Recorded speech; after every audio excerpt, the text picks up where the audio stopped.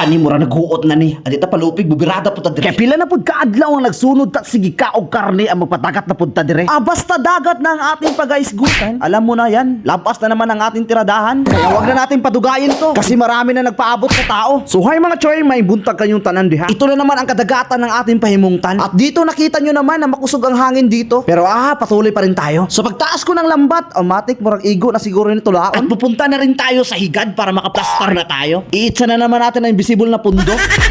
Ay, parang ako na ang nahahasol dito. Kasi mayroong request na magtagalog ako at mayroong ding request na magbisaya ako. Dahil mahal ko kayo, sinagsabay ko na lang. At dito na nga, nagbukal-bukal na ang tubig. Ilagay na din natin itong sariwang isda na to. At itong aking kusinero, napakabansay nito. Syempre, pag mayroon tayong tinula, mayroon din tayong kilawin. Dahil parang nauga na ang lawas ko, kaya ako naliligo. What? Hindi rin palupig ang view dito. Napakanindot ng view talaga dito. Syempre, sit up na rin natin folding table.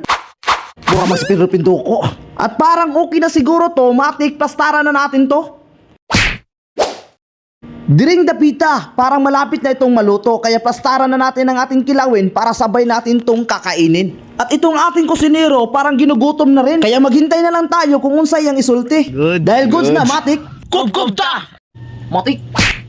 At dito na nga natin simulan ang ating kub-kub kumbate ngayon. Sobrang presko pa talaga ng isda na to kasi galing pa to sa dagat. Og dire mo radyo kog makahunap. Lahira jud ang lasa basta ang isda labas pa. Kaya side na masarap at matamis, presko pa. Kapag dito sa isla mabuhi ka talaga. Kung magsipag ka lang, magkugi ka lang, sigurado ang bitok mo hindi mapas mo. Ang sarap talaga mukaon dito daplin sa dagat. Iwan ko ba kung bakit, basta masarap. Kaya mingaon talaga ako sa isla na to kasi dito lang ako makatikim ng presko na isda. Kaya dire na lang ako kay parang nahirapan na talaga ako sa sitwasyon ko ngayon.